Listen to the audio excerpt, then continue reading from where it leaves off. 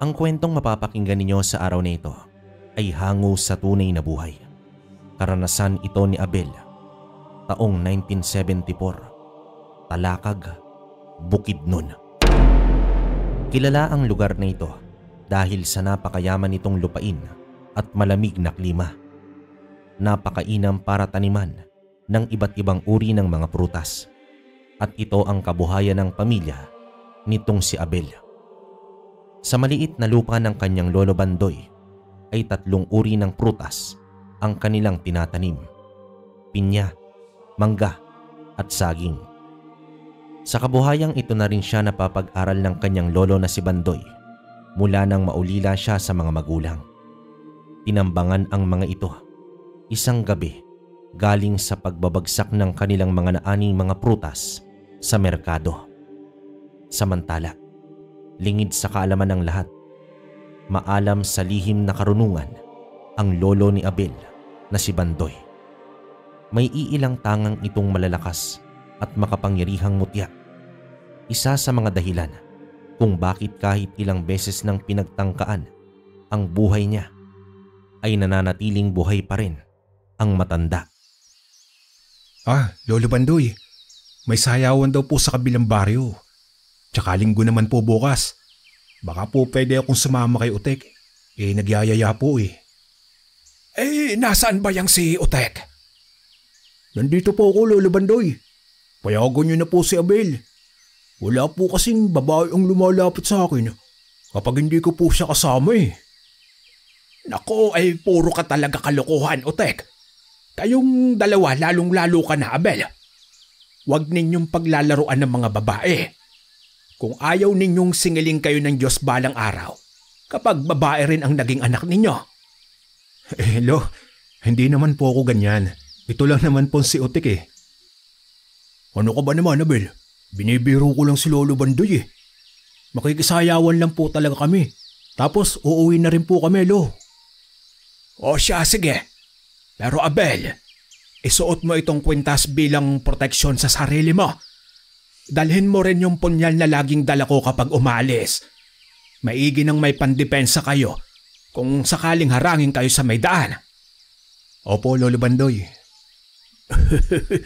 Kaya di po ako umaalis na wala si Abel eh. May libreng tagapagligtas na po ako.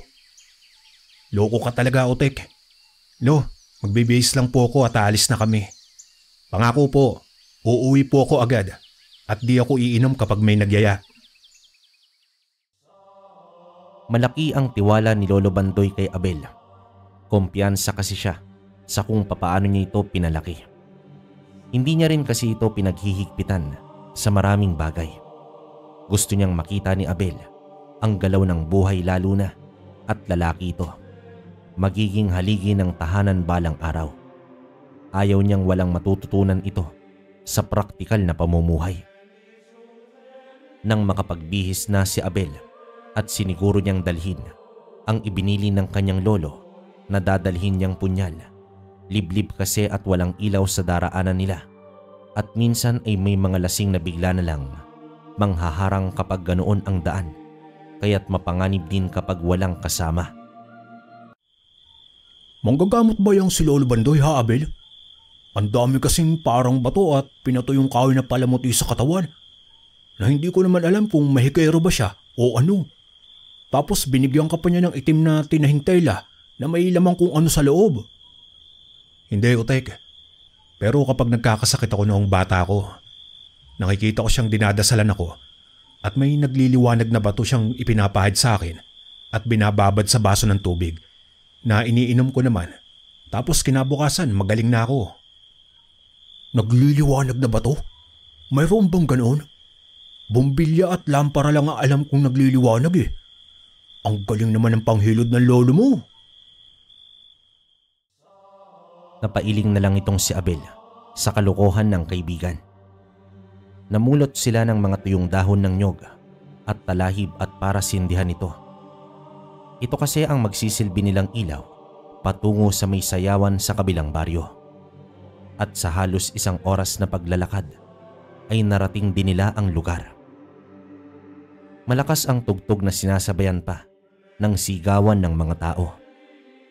Hinila si Abel ng kaibigan sa gitna para naman sumayaw.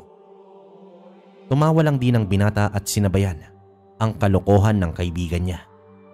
Habang nagkakasiyahan na ang dalawa, napansin ni Abel na panay ang sulyap sa kanya ng dalagang anak ng may-ari ng lupang katabi ng sinasaka nila. Uy Abel, nakatingin sa'yo si Lilia oh. Alam ko Otek, pero wala naman akong interes sa kanya o sa kahit sino. Talaga lang oh. O baka dahil kalaban lang yan ng lolo mo. Pero di ba, usap-usapan sa baryo natin na pamilya na mambabarang yan sila. Kaya tama ka nga, wag mo na lang talagang gustuhin. Hindi naman binigyan pansin nila Abel at Otek ang babaeng yon. Lumapit ito sa kanila at nagpupumilit kay Abel na isayaw siya pero tumanggi ang binata. Ngunit hindi tumigil ang babae sa pangungumbinsi sa kanya, dahilan para mapagtaasan nito ng boses ni Abel.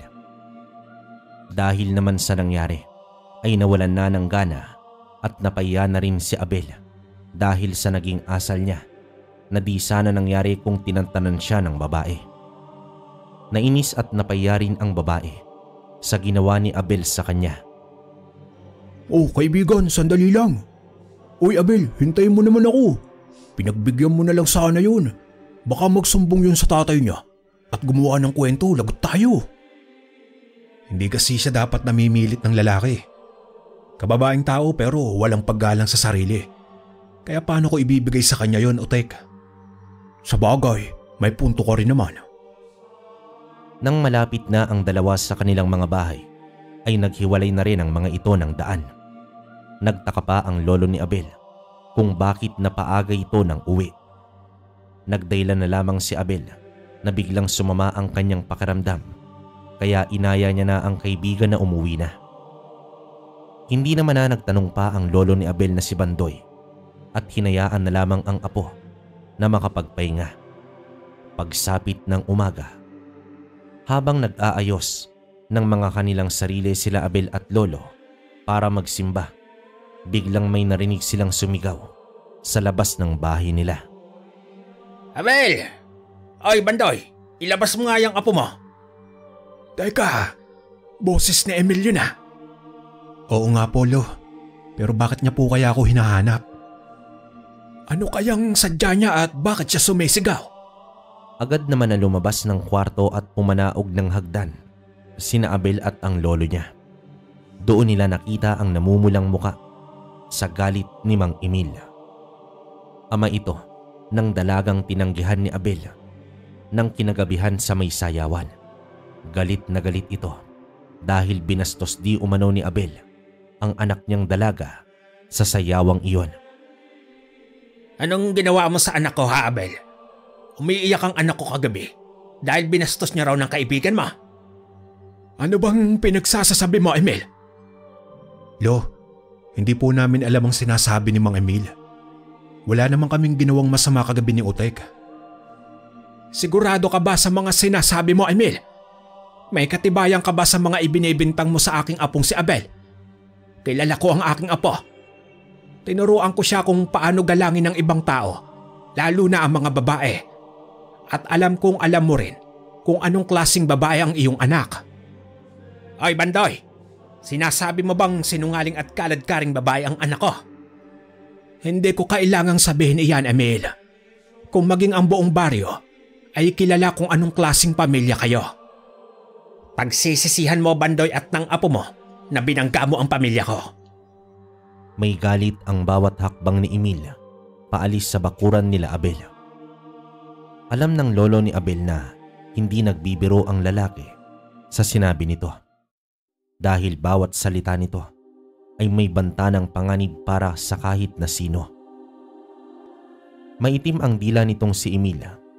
Lahat ng sinasabi niya ay may kalakip na itim na orasyon na nagdudulot ng hindi maganda sa taong sinasabihan niya, at ramdam ni Lolo Bandoy ang itim na aurang iniwan ni Emil sa kanilang dalawa. Dinig niya ang binulong na sumpa nito sa hangin. Nakakakilabot at tanging siya lamang ang nakakaramdam at nakarinig doon. Dumiretso naman sila ng simbahan ni Abel at pagkatapos ng misa ay pinabasbasa ng matanda ang mga mutya at medalyon niya. Pagkatapos nun ay tahimik lamang na umuwi ng kanilang bahay ang matanda. Maging ang mga tanong ni Abel at paghingi ng paumanhin sa pag-aakalang galit sa kanya ang lolo niya ay hindi nito pinakinggan. Nang makarating na sila, sinara ni Lolo Bandoy ang pinto at saka tiningnan nito ng diretso sa mata itong si Abel. Lo, bakit po? Bakit ganyan ang tingin niyo sa akin? Galit pa rin po ba kayo? Wala naman po talaga akong ginawa sa anak ni Mang Emil. Kaya nga maaga kaming umuwi dahil nabanas ako at lapit lang ng lapit eh. Abel, apo. Mayroon o wala ka mang ginawa. Walang hinahangad na mabuti ang pamilyang yan sa ibang tao. Alam mo bang nagpalipad hangin ng sumpa siya sa'yo kanina? Pero buti na lang at nabasag ko agad ito. Kailangan ko nang ibigay sa iyo ang isa sa mahalagang mutya na mayroon ako. Lo, hindi ko naman po alam kung paano gamitin yan. Huwag na lang po at sapat naman na po ang mga pinasusuot niyo sa akin na mga proteksyon at pangontra, di ba po? Abel, makinig ka. Hindi sa lahat ng pagkakataon, sapat na ang kung anong meron ka. At hindi sa lahat ng oras kasama mo ako. Maigi nang sa lahat ng pagkakataon ay kaya mong pangalagaan ang iyong sarili. Para di na humaba pa ang kanilang diskusyon, pumayag na si Abel sa kagustuhan ng kanyang lolo. Dinasalan at binasbasa ni Lolo Bandoy ang mutyang ipapamana nito sa apo niyang si Abel, ang trabungko ng ahas. Pagkatapos namang maorasyonan ito, agad na pinasuot ito niya kay Abel bilang kwintas. Nang maisuot ito ni Abel, nakaramdam ng kakaibang lakas at di maipaliwanag na pakiramdam itong si Abel. Para bang nakikiisa ang mutya sa kanya. Ang galing po nito, Lo. Parang gumaan ang pakiramdam ko na para bang may kakaiba akong lakas. Ganito po ba talaga ito, Lo? Ibig sabihin lang niyan, Apo. Nagustuhan ka ng gabay ng mutya na iyan. Tinatanggap ka niya bilang tagapangalaga. Bawat nilikhang bagay ng Diyos sa mundo ay may mga buhay gaya ng mutya na iyan. Nakakaramdam kung dalisay o hindi ba ang puso ng taong mag-aalaga sa kanya. Gagamitin ko po ito sa kabutihan, Lo. At hindi ko po sisirain ang tiwala mo. Kinabukasan ay balik trabaho sa bukid sina Abel. Malapit na naman ang anihan, kaya't abala sila ng lolo niya at sa paglalagay ng mga medisina sa mga pananim nila para maayos nilang maibenta ang mga prutas kapag naani na ang mga ito. Ang mga produkto nila ang kadalasang nauubos sa merkado dahil sa magaganda nitong klase at matatamis na mga bunga. Mura rin ang benta nila, kaya't agad talaga silang nakakaubos sa mga suki na nila. Bagay na kinaiinggitan ng katunggali nilang may prutasan din na si Emil. May ibang kabuhayan naman ito, pero ayaw na ayaw lang nito na pagdating sa kanyang mga negosyo ay may nakakalamang sa kanya. Kadalasan sa mga katunggali niya ay nadadapuan ng kakaibang sakit, dahilan para maubos ang yaman ng mga ito sa pagpapagamot na hindi rin naman gumagaling at bumabagsak pa ang anumang kabuhayan ng mga ito. Tanging ang lolo lamang ni Abel ang hindi natutulad sa mga ito dahil na rin sa taglay na kaalaman at mga kargada nito. Lolo Bandoy, mukhang magaganda po ulit ang mga maaani natin. Oo nga, Apo. Tamang-tama at may magagamit na tayo para sa pag-aaral mo. Maraming salamat po talaga, Lo. Pangako ko po, pagbubutihin ko po para hindi masayang ang lahat ng pagsisikap niyo po para sa akin. Alam ko naman iyon, Apo, at may tiwala naman ako sa iyo. Natapos ang trabaho nila ng mga bandang hapon at saktong pauwi naman sila ay nakita nilang papalapit si Otek at papunta sa bahay nila. Malawak ang ngiti nito at kinakawayan pa ang maglolo na para bang may kailangan nito. Nang makita naman ito na marami silang dala ng mga gamit sa bukid, ay tinulungan na sila nito. Kinuha ni Otek ang mga dalang gamit ng lolo ni Abel at nagpresenta na siya na ang magdadala ng mga ito. Tumanggi pa ang matanda, ngunit naging mapilit ang kaibigan ni Abel, kaya't hinayaan na lamang din ito ni Lolo Bandoy at sinabay na nila ito sa pag-uwi sa kanila. Oh, Otek, saan mo na naman dadalhin ang apo ko ngayon? Po, grabe ka naman po, Lolo Bandoy. Porket pumunta ako rito, dadalhin ko na po agad si Abel sa kung saan. Di po ba pwedeng gusto ko lang siyang makita? Nako, tigilan mo nga ako, Otek. Ano ba talaga ang sadya mo sa akin, ha? At kung may balak kang pumunta sa kung saan kasama ako ngayon, pagod ako, kaya ikaw na lang. Hindi nga. Magbabaka sakali lang naman sana ako kung pwede ako magtrabaho sa bukid niyo, Lo. Kahit po sa anihan mo na lang ako pasahurin. Nabibingi na po kasi talaga ako sa kakatalak ni Lola sa bahay. Aba, Otek, himala. At napagtanto mo nang kailangan talaga maghanap buhay. O siya, bukas na bukas ay pumunta ka rito na maaga. Talaga po? Salamat po, Lolo Bandoy. At hindi na rin po ako mabibingi sa ingay ng lola ko. Dead pa po kasi ang radyo eh. Natawa na lang ang maglolo kay Otek at tinanggap na itong magtrabaho sa kanila. Matagal na rin kasi nila itong kakilala. Mga bata pa lang ay magkaibigan na talaga ang dalawa. Natutuwa rin si Bandoy rito dahil kapag may kailangan sila, lalo na si Abel, ay agad na asahan nito. Kinabukasan, maaga pa lang ay nasa bakuran na nila Abel itong si Otek. Isa sa mga katangian na nagugustuhan ni Bandoy ang pagiging maagap nito. Oh, napasobra naman yata ang aga mo, Otek. Abay, nag-agahan ka na ba o nagkape man lang? Magandang umaga po, Lolo Bandoy. Nagkape lang po ako kanina.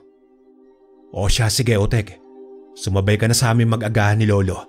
Tapos diretso na tayo agad sa bukid. Abay, hindi ko tatanggihan yan, Abel.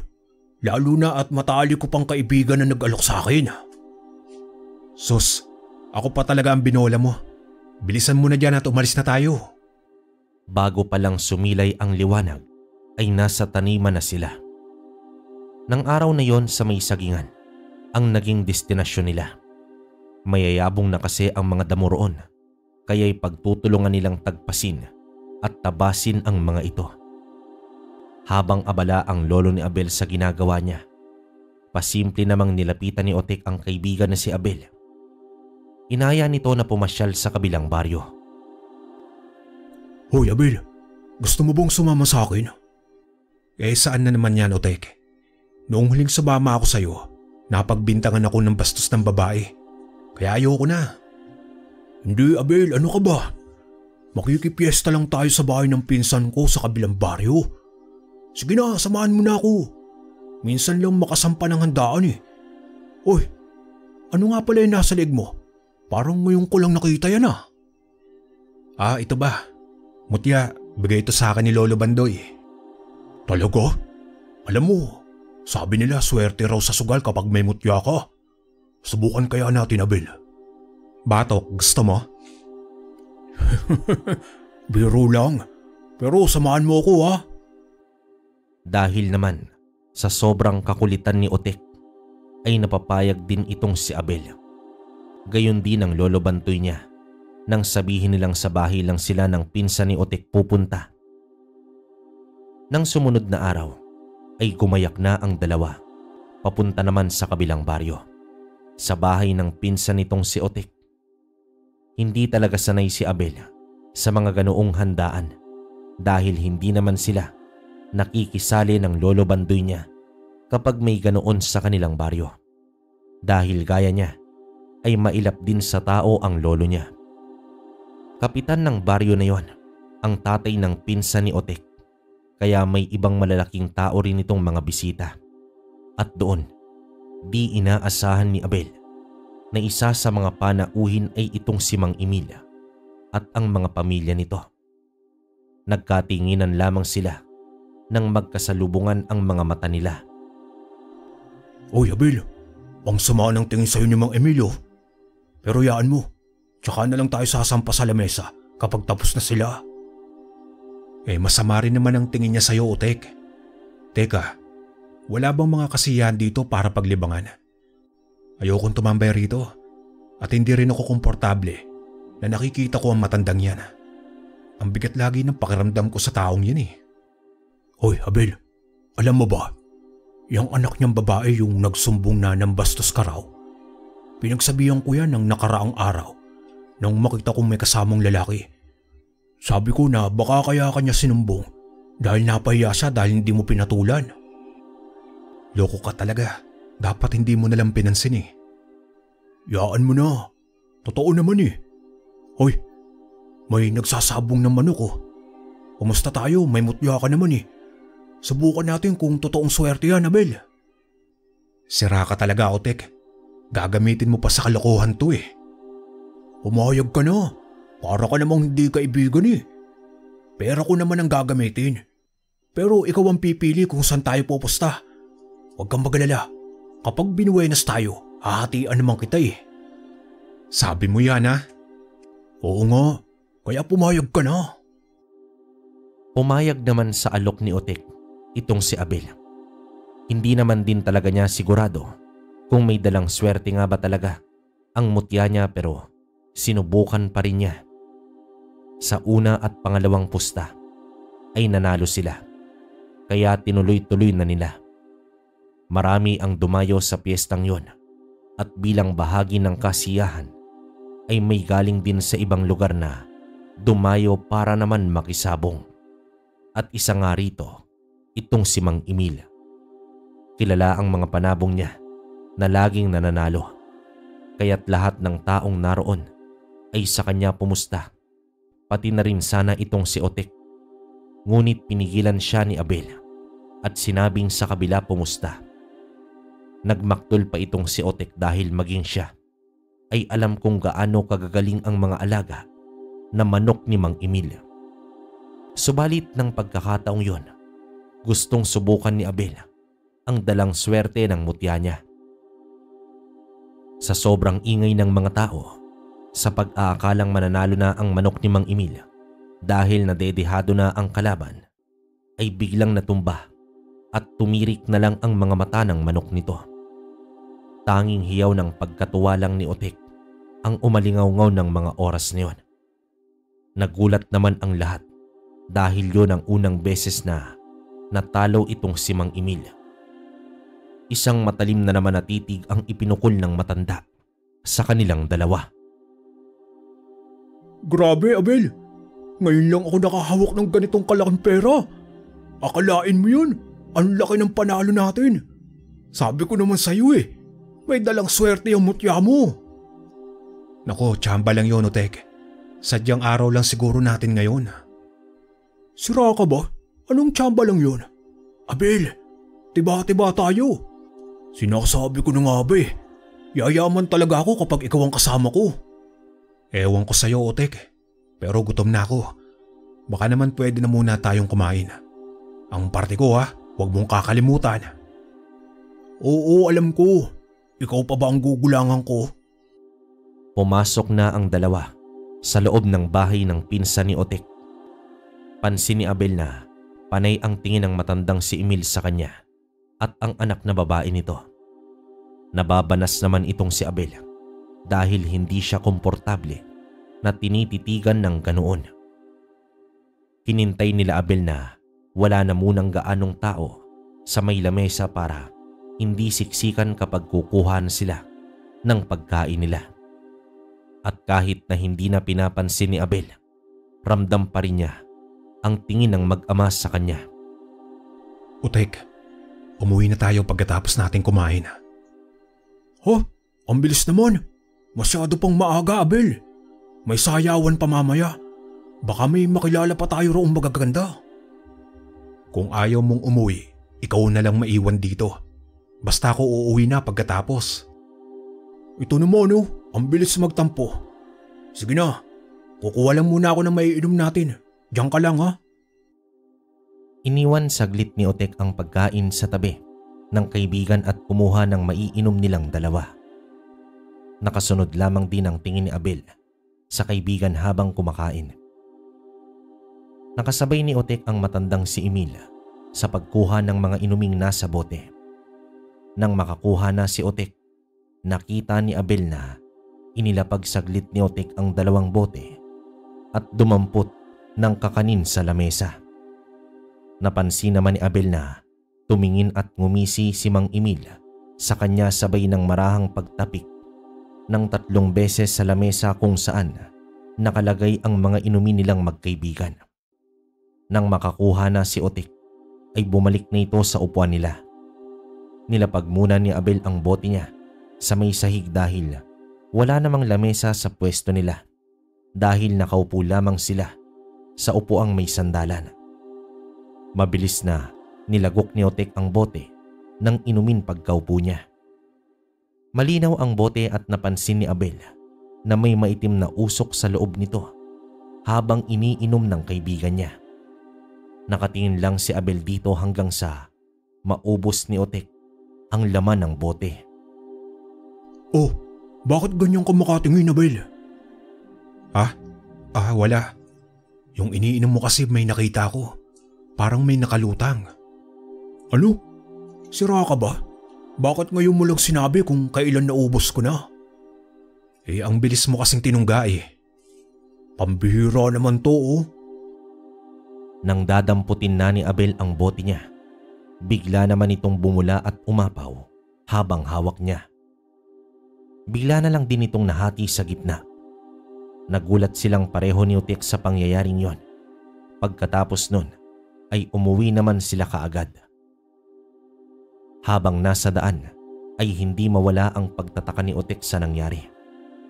Maging itong si Abel ay hindi rin maipaliwanag kung bakit bigla na lang bumula ng gusto at umapaw ang laman ng bote bago ito mahati. Pero ang mas iniisip ni Abel kung ano yung kakaibang nakita niya sa inumin ng kaibigan. Wala naman siyang napapansing kakaiba kay Otek dahil masigla pa rin ito. Panay nga ang kwento ni Otek sa naging mga panalo nila at kung paanong sa unang beses ay natalo sa sabong itong si Mang Emil. Napahawak naman si Abel sa mutyang nasa leeg niya. Hindi niya maipaliwanag pero may kakaibang hiwagang hatid ang mutya na yon. Nang makarating sa bahay nila Abel ay nakatinging nagpaalam si Otek sa kaibigan para umuwi na rin. Ngunit nakakailang hakbang pa lamang ito ay sumakit na bigla ang sikmura. Humakbang pa siya ulit ngunit sa pagkakataong yon ay tumindi na ang sakit. Dito na napasigaw si Otek, dahilan para mapalingon si Abel at mapatakbo sa kaibigan. Hoy Otek, anong nangyayari sa'yo? Hindi ko alam Abel, pero ang sakit na yung tiyan ko, sobra. Anong nangyayari Abel at sumisigaw kayo ni Otek? Si Otek po Lolo Bandoy, bigla na lang pong sumakit ang tiyan eh. Agad namang lumapit sa kanila itong si Lolo Bandoy. Ngunit nang ilang pulgada na lang ang distansya nito kina Abel at Otek, naramdaman niya agad ang itim na aura kay Otek. Hinawakan ni Abel ang likod ng kaibigan at paglapat pa lang ng kanyang mga palad sa likuran ni Otek ay biglang naglitawan ang mga butas sa balat ni Otek mula sa batok hanggang sa buong katawan nito. Unti-unti namang lumalaki ang mga ito at mula roon naglalabasan ang mga butete o anak ng palaka. Kasabay nito ang pagtagas din ng dugo mula sa mga namuong sugat sa katawan ni Otek. Sa gulat ay napaatras itong si Abel. Nasindak at kinilabutan siya sa nakikita niya. Mas lalo lamang napayaw si Otek nang maramdaman ang matinding sakit na dulot ng kanyang sugat. Sumuka rin ito ng itim na dugo na may kasamang mga itlog ng palaka. Nanlaki naman ang mga mata ni Bandoy sa nakikita niyang nangyari sa kaibigan ng apo niya. Abel, dalhin natin agad si Otek sa loob. Bilisan mo. Hindi maganda ito. Mamamatay siya kapag hindi natin agad naagapan. Natatarantang binuhat ni Abel ang kaibigan. Pinagpapawisan pa siya ng malamig habang binubuhat ito. Nanghihina na rin itong si Otek dahil sa panay na pagsusuka niya. Napahawak na lamang si Abel sa kanyang ulo dahil sa bilis ng mga pangyayari. Pinakuha naman agad ni Bandoy ang apo ng isang baso ng maligamgam na tubig at inutusan ito na ibabad doon ang trabungko ng ahas. Dito inusalan ng matanda ang baso kung saan nakababad ang mutya at ipinainom nila ito kay Otek. Kahit na parang lantang gulay na ang kaibigan niya, ay pinilit pa rin na pinainom ni Abel kay Otek ang laman ng basong yon. Nang halos makalahati na ni Otek ang baso, dito na kumalma ang pakiramdam nito. Nawala na rin ang pabugso-bugsong sakit na parang unti-unting pumapatay sa kanya sa loob ng katawan. Parang naghahabol naman ang hininga itong si Abel dahil sa pagkataranta nang kumalma na ang kaibigan niyang si Otek. Lo, ano yun? Ano pong nangyari kay Otek? Padaloy na lason na may kasamang barang ang ginawa sa kanya. Isang malakas na mambabarang lamang ang kayang gumawa ng ganoon. Wala ka bang napansing kakaiba kanina nang nasa handaan kayo? Mayroon po, Lo. Yung ininom niya kanina, may kakaiba po. May parang itim na usok sa loob akong nakita. Tapos yung sa akin naman po, biglang umapaw at bumula. Tapos nahati bigla yung bote. May iba bang humawak ng bote na iyon bago kayo? Malamang yung mga nagatid po noon doon sa may-ari ng bahay. Pero bago mangyari po yon, Lo, nasa may lamesa rin po si Mang Emil. Nakatingin po siya sa akin. Kakaiba nga po yung tingin niya Pero napansin kong tinapik niya ng 3 beses yung lamesa. Malapit sa kung saan nila pagsandali ni Otek yung mga bote. Kamuntikan ka na rin pala, Apo. Buti na lang talaga at may pangontra ka. Dahil kung hindi, baka mas malala pa ang nangyari sa iyo. Mabuti na lang at sakto dito sa bahay na inabutan ko tong si Otek. Pero huwag tayong magpakampante. Maraming paraan ang mga kagaya ni Emil para paslangin ang isang tao. Tinuruan ni Bandoy si Abel kung papaano gagamutin itong si Otek. Binigyan niya ito ng tamang orasyon at dasal. Ang ilan sa mga ito ay alam na ni Abel na ituro na ng lolo Bandoy niya. Inusalan na ng binata ang trabungko ng ahas na binigay ng lolo niya. Kasabay nito ay ang paglalagay nila ng mga dahon ng sinukuan sa mga naging sugat ni Otek na noon ay wala pa ring malay. Inaplos ng paulit-ulit ni Abel ang trabungko ng ahas sa mga tinapal na dahon sa mga sugat ni Otek. Minsan ay hinahayaan niya muna ito saglit at inuusalan ng orasyon para sa pagpapagaling ng mga sugat at pinsala. Unti-unti namang nagigising itong si Otek. Makaraan ang ilang sandali. Inalis na ni Abel ang mga dahon at namangha siya nang mawala ang mga sugat ng kaibigan nang alisin niya ang mga dahon na natuyo na. Kapag mas natutunan mo kung paano gamitin ang mutya na iyan, Abel, maraming buhay ang maililigtas mo mula sa mga itim na orasyon at ibang mga elemento. Hindi pa natin tiyak kung lubusan na bang gumaling si Otek. Dahil sa tingin ko ay may kasamang sumpa ang barang na ginawa sa inyo na maswerteng hindi nagtuloy sa iyo. Ibig po bang sabihin, Lolo Bandoy, pagkatapos ng nangyari kay Otek, posibleng may kasunod pa yon? Oo, Apo. Kaya't kung maaari sabihan mo na lang muna ang pamilya ni Otek na dito na muna siya. O papuntahin na lang ang lola niya rito sa bahay at ako na ang bahalang magpaliwanag. Pinalipas na muna nila Abel ang gabi. Hindi na hinayaan ni Bandoy ang apo na lumabas pa ng kanilang bahay si Abel dahil madilim na rin ang daan at mapanganib na. Pagsilay naman ng liwanag ay maagang pinuntahan ni Abel ang tahanan nila Otek dahil alam niyang nag-aalala pa rin ang pamilya ng kaibigan dahil sa hindi nito pag-uwi ng nagdaang gabi. Pinapunta niya ang lola ni Utek sa kanila at hinayaang ang lolo Bandoy niya na ang magpaliwanag ng nangyari sa kanila. Hindi naman makapaniwala ang lola ni Utek, ngunit nang makita niya ang ilang mga marka ng sugat nito sa katawan at ang nangihinang apo, doon pa lamang ito nakumbinsi. Pansamantala ay pinaubaya niya muna ito sa matandang si Bandoy.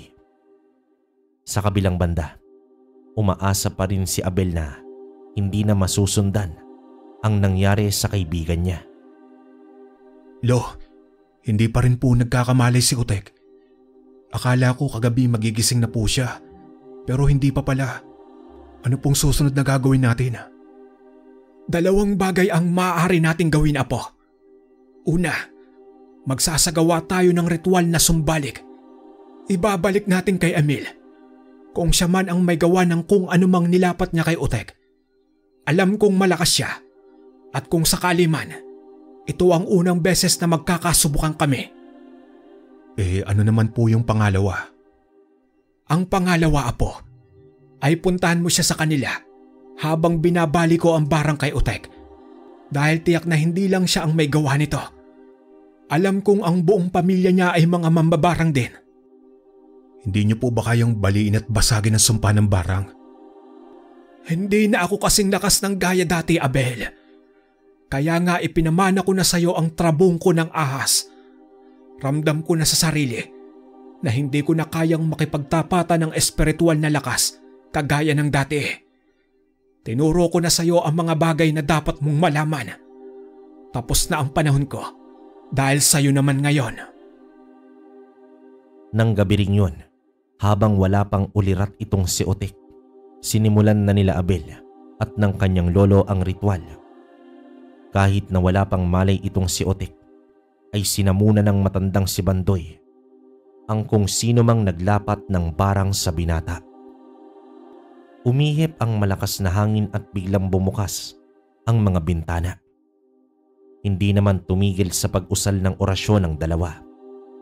Nilapitan ni Bandoy ang katawan ni Utek at inihipan ang ulo nito, sabay tawag sa mambabarang at ipit ng nirolyong papel na may orasyon ng pagitan ng mga daliri sa paa ni Utek.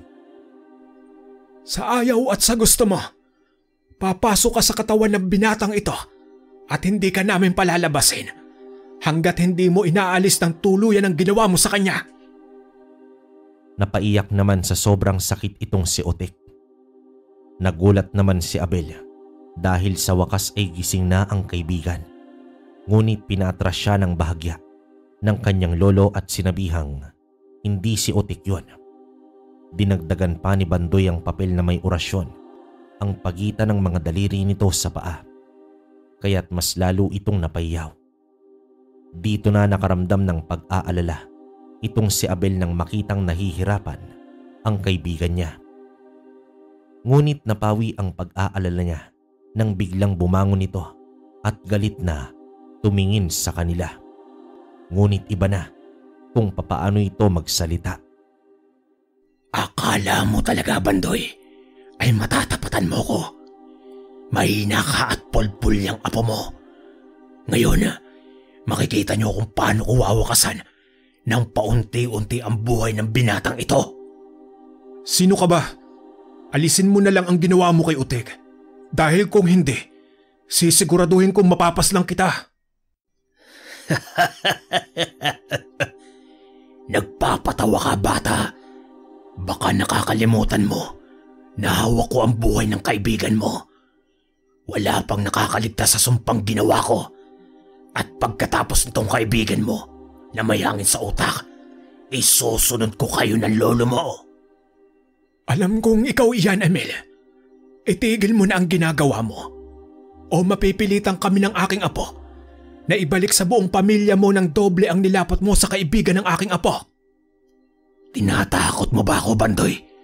Subukan mo. Yan ay kung buhay pa kayo noon. Biglang umusal ng orasyon itong si Emil habang nasa katawan ni Utek. Hindi na maganda ang nararamdaman ng matanda, kaya sinabihan niya ng maghanda itong si Abel. Ilang sandali pa ay bumigat ang presensya sa loob ng bahay. Tinapatan din ng orasyon ni Bandoy ang ginawa ni Emil. Sinamahan niya ito ng dasal ng simbahan ng paulit-ulit. May kinuhang mahaba at kulay itim na parang patpat ang matandang si Bandoy. Hinipan niya ito at dinadasalan at pagkatapos ay hinampas niya ito ng marahan sa katawan ni Utik. Dito napahiyaw naman ang binata dahil sa naramdamang sakit. Nag-aalala naman itong si Abel dahil baka nasasaktan na ang kaibigan niya. Huwag kang mag-alala, Abel, apo. Hindi si Utek ang nasasaktan.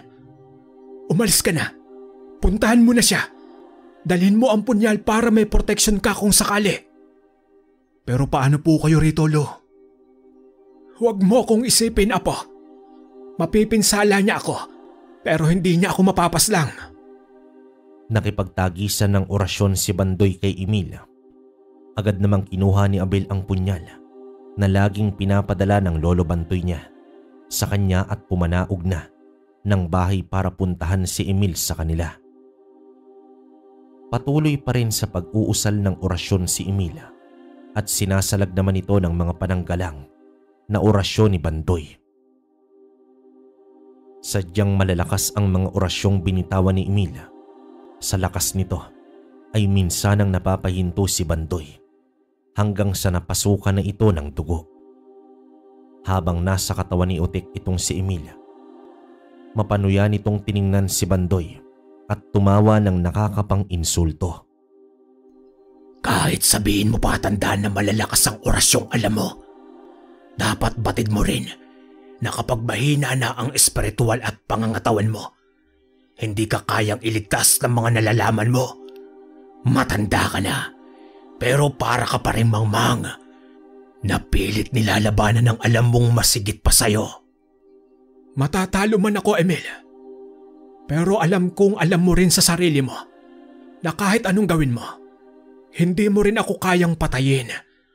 Kung nagawa mo yan sa mga magulang ni Abel noon, Wes, hindi sa akin at lalong-lalo na sa apo ko. Habang nagtatagisan ang dalawang matanda ng mga karunungan nila, naghalo naman ang kaba at galit kay Abel habang tinatahak ang madilim na daan papunta sa bahay nila Emil. Nang mga sandaling yon ay nasa altar si Emil at ang kanyang mag-ina. Ang nagsasagawa pala ng barangay Utik, ang kanyang asawa at anak. Hawak ng mga ito ang isang malinaw na garapon na may lamang mga butete at patay na dugo. Si Emil naman ang nagsasagawa ng ritual at nag-oorasyon para mapatindi ang barang. Balot ng itim na kapangyarihan ang paligid ng bahay nila Emil at naramdaman niyo ni Abel. Dahil dito ay binulungan ni Abel ang trabungko ng ahas. Dinasalan ito ng pambasag harang. Lumuhod itong si Abel at inihampas ito sa lupa. Matapos noon ay naalis nito ang harang sa paligid ng bahay nila Emil at naramdaman niyo ng matanda. Yun na ang hudyat. Nahaharapin niya na si Abel. Patuloy pa rin sa kanilang ginagawa ang mag-ina ni Emil at dahil mahina ang dalawa, kaya na silang harapin ng lolo ni Abel. Ang lakas din naman ng loob mong puntahan ako rito sa pamamahay ko, Abel. Itigil mo na ang ginagawa mo, Emil. Alisin mo ang ginawa mo sa kaibigan ko. Hindi na kailangan dahil gaya ng mga magulang mo, susunod din kayo. Isang orasyon lang naman talaga ang ginawa ko sa kanila. Kaso, nataon na hindi lang pala ako ang may galit sa kanila, kaya tinambangan sila. Pero una silang namatay sa sumpang ginawa ko. Kung gayon, Emil, sisingilin na kita ngayon at buhay mo ang hihingin kong kabayaran. Sinugod ni Abel itong si Emil. Nakangisi lamang ang matandang mambabarang habang nakatingin kay Abel na patungo sa direksyon niya. Pero bago pa makarating si Abel sa kanya, ay lumabas ang napakaraming balang at inatake ng mga ito si Abel. Binalot ng mga ito ang binata na halos wala ng parte ng katawan niya ang makikita. Isang mapanuyang tingin at nakakalokong tawa ang ginawa niya habang pinagmamasdan na pinagtutulungan ng mga alaga niyang insekto itong si Abel. Hindi na gumalaw ang binata. Inakala ng matanda na sa ganoon lang ay natalo niya na itong si Abel. Sa pag-aakalang tapos na ang laban, ay pinamahayan ng mga balang ang katawan ng binata at tumalikod na ito para tapusin ang matandang si Bandoy. Ngunit pagpasok niya sa bahay nila at sa kanilang dasalan ay nagulat siya nang nakabulagta na ang mag-ina niya at wala ng buhay ang mga ito. Nakita rin niya ang bakas ng mga isinukang dugo ng mga ito na may kasamang mga patay na butete at itlog ng palaka. Nagawang maibalik ni Bandoy ang barang sa mag-ina niya. Bandoy, sumpain kang matanda ka. Hindi ko palalampasin ito. Kinuha mo ang buhay ng mag-ina ko. Isusunod ko kayo ng apo mo. Talaga ba, Mang Emil? At sa tingin mo, hahayaan kong gawin mo sa lolo ko ang ginawa mo sa mga magulang ko? Hindi ko man magagantihan o masisingil ang ibang may kasalanan sa kanila. Pero sisingilin ko ngayon ng buo sa'yo. Buhay ka pa, Abel. Paano ka nakaligtas sa mga alaga ko? Sinugod ni Abel si Emil at nagpambuno ang dalawa. Dito pinukulan ng orasyon at itim na tigal po ni Emil itong si Abel. Pero di nito natablan ang binata. Nanginginig namang nagtataka itong si Emil kung bakit tila nawawala ng bisa ang mga orasyon niya. Anong ginawa mo? Bakit hindi tumalab sa'yo ang mga orasyon ko? Gusto mo bang makita kung ano pa ang kaya kong gawin? Kung inakala mong mas marunong ka sa lolo ko, pagmasdan mong maigi ang gagawin ko, Emil. Tignan ko lang kung hindi mo pa mapagtanto kung sinong kinakalaban mo. Binulungan ni Abel ang trabungko ng ahas, pagkatapos ay inalis ito sa kanyang leeg. Inilagay niya ang tali nito sa kanyang daliri at pinaikot ito habang umuusal ng dasal sa hangin. Nakita ni Emil kung papaano biglang may kakaibang puting liwanag ang bumalot kay Abel. Sa unang beses, doon pa lang siya nakaramdam ng matinding takot sa isang kalaban. At yun ay sa katauhan ni Abel. Biglang umalingaw-ngaw ang kakaibang ingay. Pamilyar yon kay Emil. Laking gulat niya nang ang mga balang na sinamo niya para atakihin itong si Abel ay papunta na sa direksyon niya. Nabaliktad ni Abel ang orasyon na ginawa niya kaya siya naman ang aatakihin ng mga ito. Tumakbo siya para makapagtago sa mga ito ngunit napatid at natumba siya. Dito napasigaw siya ng paglingon niya ay patungo na sa kanya ang mga balang. Pinilit na sumiksik ng mga ito sa bibig at tenga niya at sa lahat ng pwedeng daanan ng mga ito bukod sa mukha niya. Pinilit niyang tabuyin ang mga ito ngunit sa rami ng mga ito ay nahirapan na siya hanggang sa bumara na ang mga yon sa lalamunan niya at sa daanan ng hangin sa kanyang katawan. Hinayaan naman ni Abel si Emil sa ganoong sitwasyon at agad na umuwi sa bahay nila. Di man sigurado pero pinagdasal niya na sana maayos na ang kaibigan niyang si Otek at kinaya ng kanyang lolo ang naging laban nila ng gabing yon. Diyos ko po, sana po nasa maayos ang kaibigan at lolo ko. Tahimik ang loob ng bahay. Walang marinig na ingay mula sa labas itong si Abel. Kinakabahan man, pero marahan siyang umakyat ng kanilang hagdan at binuksan ang pinto. Hindi niya mapigilang umiyak nang makita niyang gising na ang kaibigan at pinapainom na ito ng pinaglagaang halamang gamot ng kanyang lolo. Napangiti naman ang kanyang lolo Bantoy sa kanya nang makita siya nito. Kita rin sa mukha nito na ipinagmamalaki siya ng matanda. Agad na pumasok na ng bahay si Abel at nilapitan ang kaibigan na si Otek. Kamusta na ang pakiramdam mo, Otek? Ako? Eto, kasing lakas na ulit ng kalabaw. Grabe, nandiri ako sa kinuwento ni Lolo Bandoy sa akin. Sa lakas ko sigurong kumain ng palakas sa bukid. Kaya namay at nangitlog na sila sa katawang ko. Loko ka talaga, Otek. Pinag-alala mo kami ni Lolo pati Lola mo. Sa susunod talaga na magyaya ka na dumayo, di na talaga ako sasama. Lagi tayo napapahamak eh. Ay, wag naman, Abel. May palaro sa kabilang baryo sa susunod na linggo. Magagamit natin yung mutya mo para tiba-tiba na naman tayo. Sira ka talaga, Otek. Magaling ka na nga talaga. Umaandar na naman kasi ang kalokohan mo eh. Yun ang unang beses na nakaharap ng matinding kalaban itong si Abel. Unang beses din na nakapagligtas siya ng buhay gamit ang kaalamang pinasa ng kanyang Lolo Bandoy sa kanya.